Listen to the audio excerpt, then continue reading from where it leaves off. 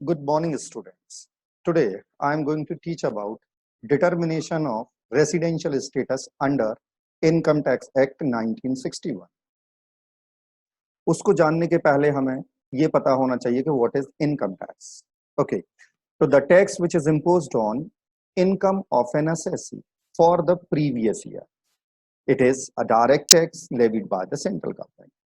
Income tax लोगों की income पर लगाए जाने वाला टैक्स है जो कि प्रीवियस ईयर की इनकम पर लगाया जाता है, और ये एक तरह का डायरेक्ट टैक्स है जो सेंट्रल गवर्नमेंट ही लगाती है। तो हमें ये जानना जरूरी है कि प्रीवियस ईयर क्या है, what is our previous year. तो उसके पहले मैं ये बताना चाहूंगा कि प्रीवियस ईयर का मतलब है ऐसा ईयर जिसमें जिसकी इनकम पर आपको टैक्स देना है। भारत में एक पर्टिकुलर टाइम की इनकम पर एक पर्टिकुलर टाइम पर ही टैक्स देना होता है। तो आपको जिस ईयर की इनकम पर टैक्स देना है as per the law it is known as previous year. तो as I state that the year in which income is to be earn, और हमारे लिए इस साल जिस साल के लिए मैं रूल्स एंड रेगुलेशंस बता रहा हूं वो है हमारा previous year 1890। And what is our assessment year? Assessment year in which the tax return is to be filed on the income earned in the previous year or the following year of the previous year. जैसे मैंने कहा कि previous year की income पर tax देना होता है, तो ये टैक्स का असेसमेंट कब होगा, टैक्स की इनकम टैक्स रिटर्न फाइल कब करेंगे, तो the following year, previous year के ठीक अगला साल जो होता है उसे हम असेसमेंट ईयर कहते हैं। एंड इसी साल में आपको अपने सारा रिटर्न फाइल करना होता है। Now next, in India tax is mainly imposed on the basis of residential status of N assessee.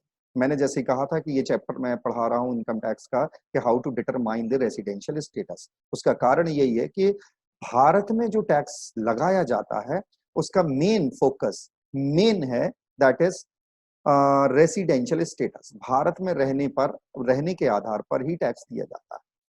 जितने भी असेसी होते हैं उन सबको भारत में पहले अपना रेसिडेंशियल स्टेटस शो करना होता है, डिटरमाइन करना होता है, then after they are liable to pay tax. तो first we should know how many types of assessees as per the law. तो main types of assessee as per the income tax law we have, first one is an individual और a person, आप और हमें income होगी, हमें tax देना होगा। Second, Hindu undivided family, family जो कलेक्टिवली अपना बिजनेस रन करती है, तो फैमिली को भी अगर इनकम है तो उसको भी टैक्स देना है। पार्टनरशिप फर्म और अ कंपनी और अ कोऑपरेटिव सोसाइटी, ये पांच जो है वो पांच मेन असेसीज हैं। इसके अलावा भी बहुत सारे और असेसी हो सकते हैं लाइक ज्यूरिडिक्शन इंस्टीट्यूशंस और नॉन ज्यूरिडिक्शन इंस्टीट्यूशन। अब देखते हैं कि उन्होंने लॉ ने रेसिडेंशियल स्टेटस को कितनी कैटेगरी में डाला है। तो residential status is categorised into the following categories according to income tax act. First, resident को रेसिडेंशियल स्टेटस में दो कैटेगरी मेन है, दैट इज रेसिडेंट और non resident. Then further classification को अगर आप चेक करें तो रेसिडेंट को और भी उन्होंने क्लासिफाई किया है, ऑर्डिनरली टाइप ऑफ रेसिडेंट और not ordinarily type of resident. अगर इसे सामान्य भाषा में कहें, लॉ से थोड़ा सा हटके कहें, तो रेसिडेंट इसका मतलब भारत में रहने वाला निवासी, नॉन रेसिडेंट मतलब भारत में ना रहने वाला। और फिर रेसिडेंट के दो डिवीजन है, भारत में रहने वाला जो साधारणतः भारत में रहता है, और नॉट ऑर्डिनरली रेसिडेंट का मतलब भारत में रहता है लेकिन उसका फ्रीक्वेंट वे में विदेश भी जाना आना होता है। तो दिस इज व्हाट, ये सामान्य भाषा। But as per the rule कैसे हम डिसाइड करेंगे कि they are ordinarily type of resident, not ordinarily type of resident and so on. तो law has given some rules how to determine the residential status. The law has given mainly two rules, basic conditions and additional condition. Under the basic condition, we have two main rules. Well, first we have a person who stays at least for 182 days in the previous year. Previous year जैसा मैंने पहले बताया है कि हमारा previous year है 18 and 19। तो यहाँ अगर कोई व्यक्ति हमारे previous year में 18 and 19 में 182 दिन पूरे रहता है भारत में, तो वो ये शर्त फॉलो करता है। सेकेंड हमारे पास बेसिक कंडीशन है, अ person who stays at least for 60 days in the previous year in India, as well as he stayed at least for 365 days in the preceding 4 years just from the previous year।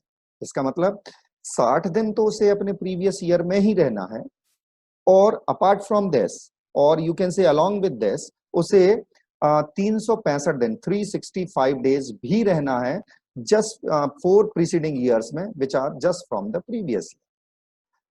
अब अगर हम इसको check करें कि basic conditions को अगर कोई follow करता है तो क्या उसका इफेक्ट क्या होता है, तो सेकेंड स्लाइड में हमारे पास कुछ डेफिनेशंस हैं, डेफिनेशंस ऑफ वेरियस रेसिडेंट्स।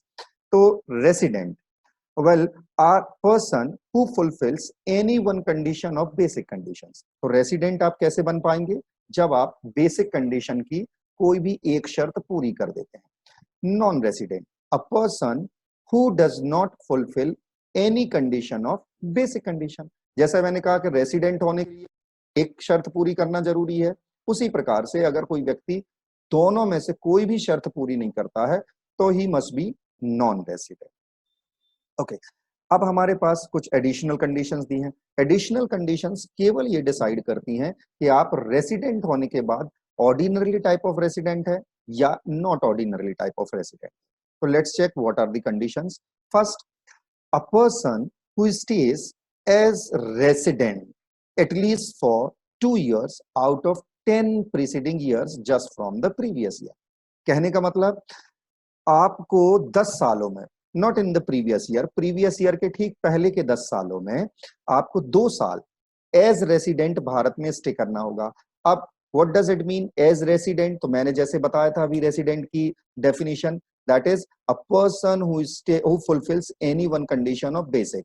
तो देन आपको एडिशनल कंडीशन में ये कहा जा रहा है कि प्रीसीडिंग 10 ईयर्स में कोई भी 2 साल एटलीस्ट इन 2 ईयर्स आपको बेसिक कंडीशंस की कोई भी एक कंडीशन पूरी करनी है, क्योंकि आप बेसिक कंडीशंस को ही पूरा करके ही तो आप रेसिडेंट बनते हैं। तो 2 साल अगर आपको एज रेसिडेंट स्टे करना है तो you have to fulfil any one of basic conditions. Next, additional second condition of additional is a person who stays for at least 730 days in the preceding 7 years just from the previous year। Again additional condition previous year को नहीं describe कर रही है, 7 preceding years from the previous year, उसे 730 दिन रहना पड़ता है। अगर वो भारत में इस तरह से ये ठहरता है, रहता है, स्टे करता है, तो he satisfies the second condition also. तो नाउ अब हमारे पास जो क्लासिफिकेशंस है, जो रेसिडेंट आप बन गए तो ऑर्डिनरी टाइप ऑफ रेसिडेंट कैसे बनेंगे। तो we have the definition, a person who fulfills any one condition of basic conditions and also fulfills both the additional condition। तो आप ऑर्डिनरली टाइप भारत में साधारणतः रहने वाले रेसिडेंट आप कब बनेंगे, जब आप बेसिक की कोई एक शर्त पूरी कर देते हैं और एडिशनल की दोनों ही पूरी करते हैं। And then come not ordinarily resident, a person who fulfills any one condition of basic conditions and any one or none of additional condition। इसका क्या मतलब हुआ कि व्यक्ति को बेसिक कंडीशन की कोई एक शर्त तो पूरी करनी है, तब वो रेसिडेंट बनेगा। देन एडिशनल कंडीशन की आप अगर दोनों पूरी कर देते हैं तो ऑर्डिनरली था, लेकिन अगर आप दोनों पूरी नहीं करते हैं या कोई भी एक पूरी करते हैं, केवल कोई एक पूरी करते हैं दोनों में से, तो फिर नॉट ऑर्डिनरली टाइप के रेसिडेंट होंगे। तो ये आपको बहुत ध्यान रखना है। वेल, अब कुछ एक्सेप्शंस है हमारे पास। Under the following conditions the second condition of the basic conditions has been eliminated to become a resident. अभी तक आपने रेसिडेंट होने के लिए सिर्फ ये चीज जानी है कि a person who fulfils any one condition of basic conditions then he will be the resident. But अब रेसिडेंट होने के लिए एक्सेप्शनली उसे केवल फर्स्ट कंडीशन पूरी करनी पड़ेगी। Exception does mean where rules are not applied. तो व्हाट आर दोज कंडीशन जहां पर आपको एक्सेप्शनली केवल फर्स्ट कंडीशन ऑफ बेसिक ही पूरी करनी पड़ेगी to become the residents. Let's check. an Indian origin or the citizen of India left India for self-employment or as a member of crew. कहने का मतलब अगर कोई भारतीय नागरिक है और भारतीय मूल का व्यक्ति है जो विदेश जाता है खुद के रोजगार के लिए, विदेश में नौकरी करने, व्यापार करने, या as a member of crew, जो शिप चलती है आपकी, उस शिप में आप ऑफिशियल्स हैं या लेबर हैं, आप उसमें नौकरी कर रहे हैं, तो they are collectively called crew. अगर आप इस बेस में विदेश छोड़ते हैं, आप जैसे ही शिप भारत की सीमा के समुद्र की सीमा को छोड़ती है, आप मतलब भारत से बाहर हो जाते हैं। तो ऐसे लोगों को लिए जो विदेश में नौकरी करने के लिए जा रहे हैं या एज मेंबर ऑफ क्रू जा रहे हैं, they have to fulfill only the first condition of basic to become the resident. And now next exception is an Indian origin or the citizen of India who is living outside India. अब again भारतीय नागरिक होना चाहिए और भारतीय मूल का व्यक्ति होना चाहिए जो विदेश में रह रहा है। बहुत सारे ऐसे लोग हैं जो विदेश में भारत के लोग रहते हैं, comes to India for any purpose, वो भारत में किसी न किसी पर्पस से आते रहते हैं, तो वो किसी भी पर्पस से आए, उनके लिए भी भारत में प्रीवियस ईयर में अगर रेसिडेंट होना है तो they have to fulfill only the first basic condition, उनके लिए सेकंड कंडीशन एलिमिनेट कर दी गई है। That is all for the day. Thank you.